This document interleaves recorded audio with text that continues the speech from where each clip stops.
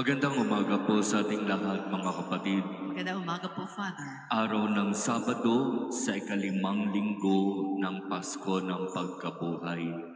At nagpapatuloy ang ating Panginoon sa kanyang pagpapaalala sa kanyang mga alagad kung ano ang aasahan nila, lalo na kapag ang ating Panginoon ay nagbalik na sa piling ng Ama.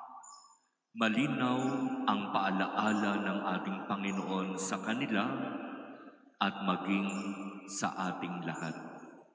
Kung tunay na tayo ay magsisikap na sumunod, maglingkod at magpakabuti, asahan natin ang kapalit.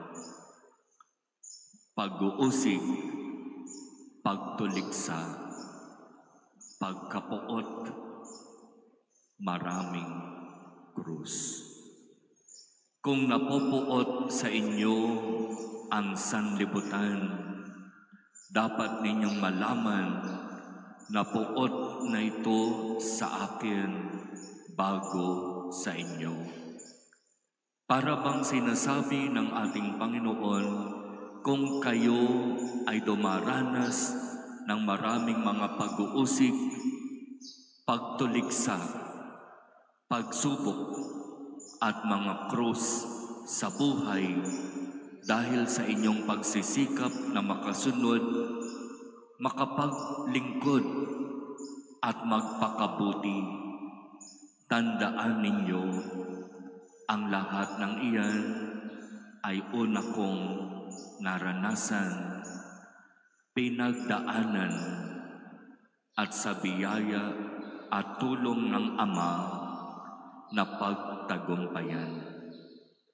Kaya mga kapatid, ito ang lagi nating ilagay sa ating isip bilang mga nagsisikap na magpakabuti, sumunod sa kalooban ng Ama at maglingkod ng buong katapatan. Asahan natin ang kapalit, krus.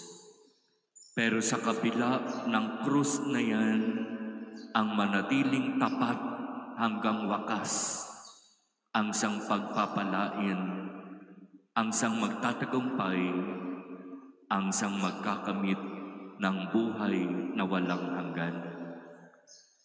Ipagkaloob nawa sa atin ng Diyos ang biyaya ng tunay na pagsunod, ng tunay na paglilingkod, sa kabila ng maraming pag-uusig, pagsubok at mga krus sa buhay.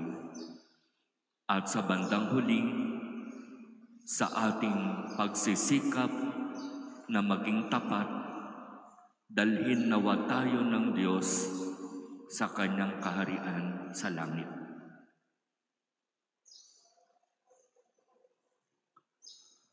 Amen.